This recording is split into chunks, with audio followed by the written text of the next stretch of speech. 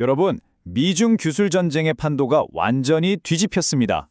미국이 엔비디아의 고성능 AI 칩, 바로 이 H200의 중국 수출을 승인했기 때문인데요.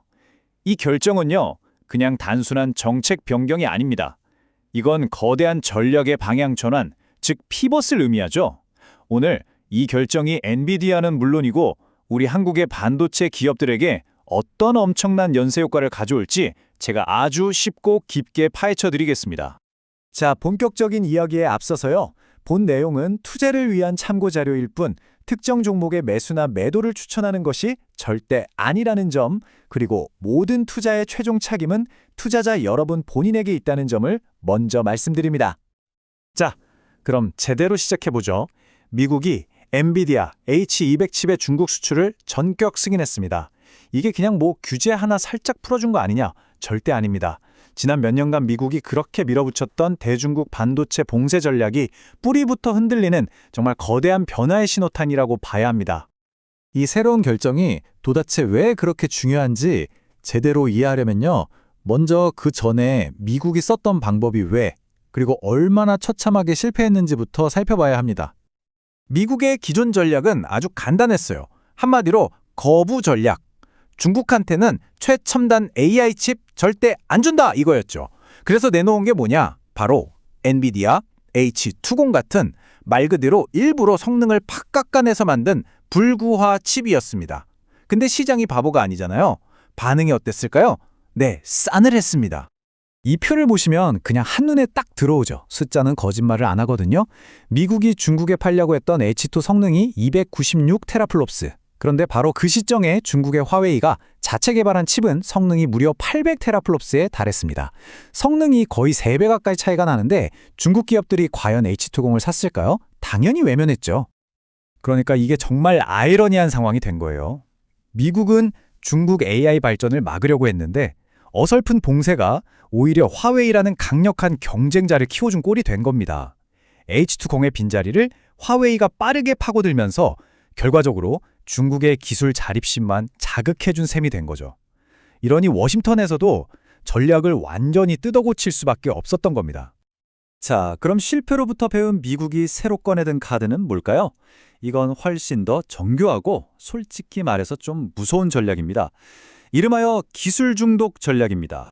이 한 문장이 미국의 새로운 전략, 그 모든 걸 설명해 줍니다. 막지 마라. 대신 우리 기술 없이는 아무것도 못하게 완전히 중독시켜버려라. 바로 이거죠. 무섭지 않나요? 이 전략은 아주 치밀한 3단계 시나리오로 구성되어 있어요. 첫째, 세계 최고 칩인 B200은 안 주지만 그 바로 아래 등급인 H200, 그러니까 충분히 좋은 칩은 허용해 주는 겁니다. 둘째, 이게 핵심인데 중국 개발자들이 엔비디아의 쿠다라는 소프트웨어 생태계에서 벗어날 수 없게 만드는 거죠. 한번 익숙해지면 다른 걸로 갈아타기가 정말 힘든 아주 강력한 락인 효과가 있습니다. 그리고 마지막 세 번째 단계가 바로 이 숫자 25%입니다. 중국의 H200 칩을 팔 때마다 일종의 지정학적 세금을 25%나 붙이는 겁니다.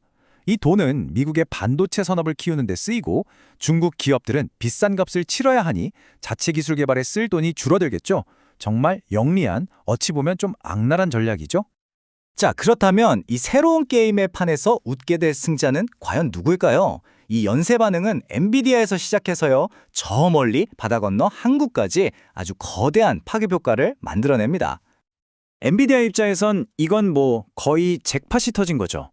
다 죽었던 중국 시장이 다시 열리면서 연간 150억 달러, 우리 돈으로 하면 거의 20조 원에 달하는 엄청난 매출을 회복할 기회가 생긴 겁니다. 어마어마하죠? 근데 문제가 하나 있습니다.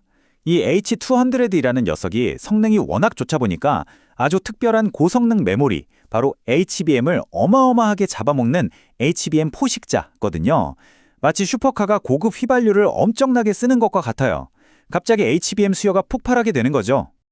그럼 HBM 시장의 현재 최강자인 SK하이닉스가 만들면 되지 않냐고요? 네, 근데 SK하이닉스는 이미 2026년까지 생산할 물량이 전부 다 팔렸습니다. 공식적으로 완판, 솔드아웃 상태예요. 그러니까 이 새로운 H200 수요를 감당할 여력이 아예 없는 겁니다. 자, 그럼 여기서 아주 중요한 질문이 생기죠. SK하이닉스가 못 만들면 엔비디아가 중국에 팔아야 할 이 엄청난 양의 H200에 들어갈 HBM은 도대체 누가 어떻게 공급해야 할까요? 바로 여기서 이 이야기의 또 다른 승자가 등장합니다. 이때 마치 영화처럼 구원투수가 등판합니다. 바로 삼성전자입니다. 최근에 엔비디아의 아주 까다롭기로 소문난 품질 테스트를 통과하면서 이 거대한 공급 공백을 메워줄 수 있는 사실상 유일한 대안으로 급부상한 거죠. 이게 그냥 조금 도와주는 수준이 아닙니다. 이 H20 프로젝트 하나만으로 삼성전자가 벌어들일 수 있는 새로운 매출이 연간 최대 5조 5천억 원에 달할 수 있다는 분석이 나오고 있어요. 말 그대로 삼성전자가 엔비디아의 중국 전략을 성공시켜줄 결정적 구원투수가 되는 순간입니다. 그럼 SK하이닉스는 안 좋은 거 아니냐고요? 천만에요. 오히려 더 좋아졌다고 볼 수도 있습니다.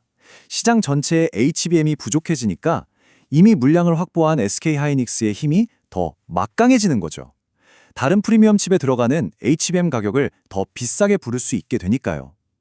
결국 H200에 직접 공급하지 않아도 간접적으로 엄청난 이득을 보는 또 다른 승자가 되는 셈입니다. 자, 그럼 이제 정리를 좀 해볼까요? 이 복잡하게 얽히고 설킨 이야기 속에서 우리 투자자들이 딱 기억해야 할 핵심 포인트는 과연 뭘까요? 정리하자면 이렇습니다. 미국의 정책 결정 하나가 죽어가던 엔비디아의 중국 사업을 되살리고 삼성전자에게는 수조 원짜리 거대한 기회를 안겨주고 SK하이닉스에게는 시장 지배력을 또 강화시켜주는 그야말로 모두에게 긍정적인 연쇄 반응을 일으키고 있다는 겁니다. 하지만 여기서 끝이 아닙니다. 가장 큰 변수가 하나 남아있죠. 과연 자존심 강한 중국이 미국의 이런 관리된 중독 전략에 순순히 끌려갈까요? 아니면 이 모든 판을 뒤엎을 예상치 못한 반격에 나설까요? 이 지정학적 리스크라는 거대한 그림자는 여전히 이 모든 상황 위에 짙게 드리워져 있습니다. 복잡하게 얽힌 비술 패권 전쟁의 다음 수를 계속해서 예의주시할 필요가 있겠습니다. 이상 주식으로 세상 이야기였습니다.